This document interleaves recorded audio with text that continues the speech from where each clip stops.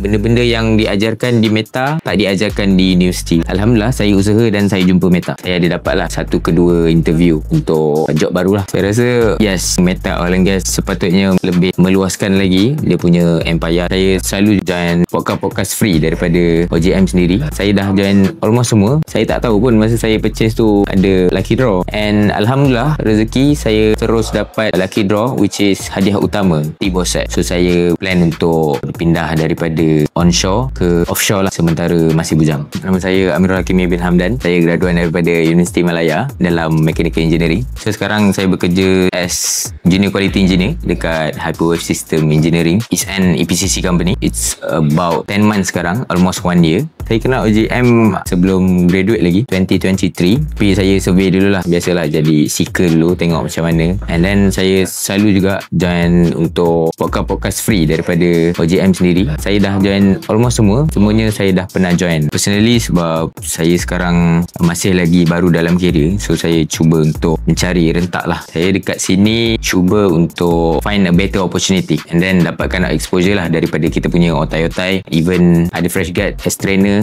dan pada saya dia punya knowledge sangatlah otai. Saya rasa as of now saya punya biggest challenges is saya nampak yang saya punya resume banyak problem and skill saya does not fulfill the requirement of the industry. Saya rasa yang pertama sekali resume lah, sebab pada saya based on perkongsian juga yang sebenarnya fresh grad ni lebih kurang je semua. Yang membezakan adalah opportunity dan juga resume tu lah. Mungkin sebab dari segi skill semua yang fresh grad ada saya rasa cumalah segulung ijazah, dan yang selebihnya tu based on attitude lah, soft skills. Baru-baru ni saya ada purchase which is offshore training package lah. Daripada training tu saya tak tahu pun masa saya purchase tu ada lucky draw, so saya invest. That was my first purchase saya lah daripada OJM, and alhamdulillah rezeki saya terus dapat lucky draw which is hadiah utama T-Bosset sponsorship daripada Meta Oil and Gas lah. For my latest update, saya adalah ubah sikit-sikit dari saya punya memang previous version of resume, and walaupun upgrade tu minor, saya ada dapat lah 1 ke 2 interview untuk job baru lah